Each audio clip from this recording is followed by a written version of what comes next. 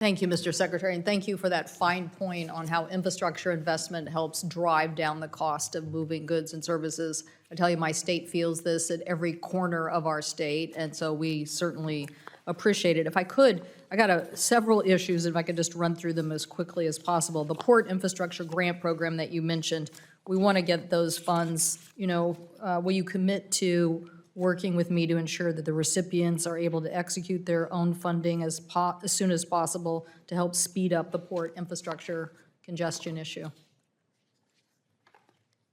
Yeah, sorry. Sorry, I didn't catch the question.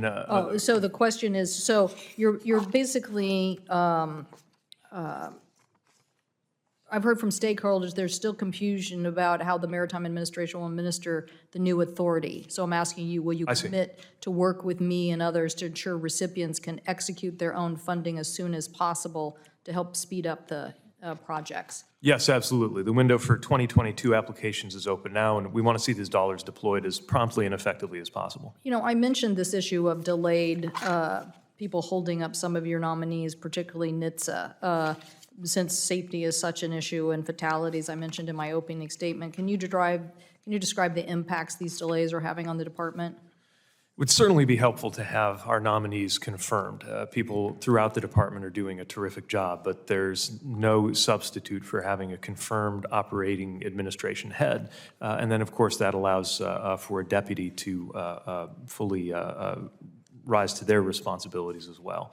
That's important in NHTSA for safety. I would add for the CFO of a department that's been asked to handle such an influx of funding, our general counsel and many other positions which we are very eager to see confirmations in for the benefit of safety, supply chains, fiscal responsibility, and everything that we're responsible for managing. And I mentioned thank you for the air grant support in the budget. Will you continue to oversee the FAA and make sure that they are adhering to the law that we passed on aviation safety and implementing those rules into law? Yes, we recognize the importance of promptly and effectively implementing that law. My understanding is about 30% of the new requirements or prescriptions have been addressed so far, and we'll continue working to ensure that FAA meets its obligations and responsibilities. Well, I think everybody's concerned with a change in FAA administration, that we do have consistency and continuity here and continue to make progress, that the FAA is the final word here on safety, and they have to continue to make the improvements that we've outlined by Congress.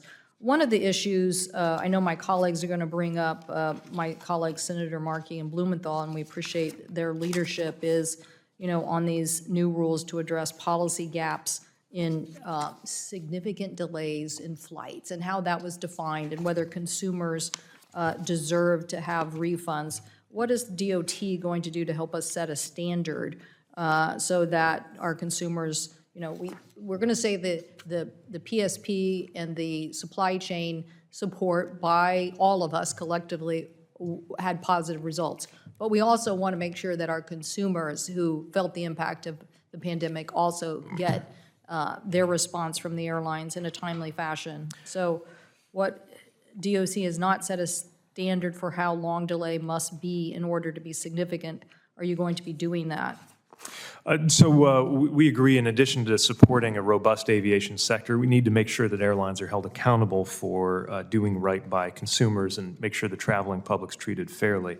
Part of how we've responded to that is by enforcing on an airline's obligation to provide refunds when there are cancellations or significant changes to flights. We fined one airline $4.5 million for extreme delays in providing refunds. And we're investigating and actively working on a rulemaking that would address protections for consumers unable to travel due to restrictions or concerns related to serious communicable disease. That rulemaking should be ready to go to OIRA within days, and welcome the chance to work with you on other ways to make sure that consumers have a positive experience and are treated fairly by airlines. Thank you. I appreciate it. I know we're going quickly through all these, but if I could get you on two other issues.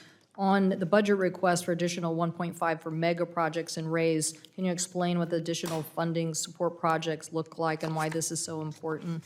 Well, these are flagship programs that are going to allow us to support projects around the country, everything from projects in the mega program too large or complex to fund through traditional streams to RAISE, much of which will go to smaller rural projects. Again, we view it as important both for passengers and for goods movement in the U.S. Thank you. And then on the culverts, I have to take exception to my colleague. We agree on many things. NEPA was something that Scoop Jackson was the author of, the National Environmental Protection Act. And, when I look at my state and look at the transportation infrastructure that's literally ruined, stream passage and, the things that we're now having to pay so much for because of the impacts.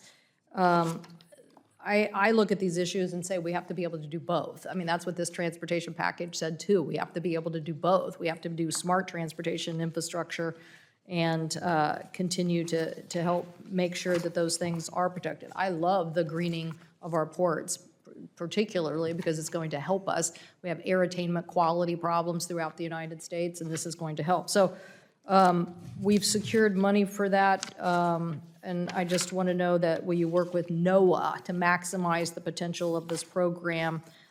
We're waiting for NOAA and DOT to get together and push forward on this. Yes, we're committed to working with NOAA, Fish and Wildlife Service, and everybody in the interagency who has expertise on this so that we can get those $200 million for this year out the door. And we hope to have that notice of funding opportunity out this summer. Great. Senator Wicker.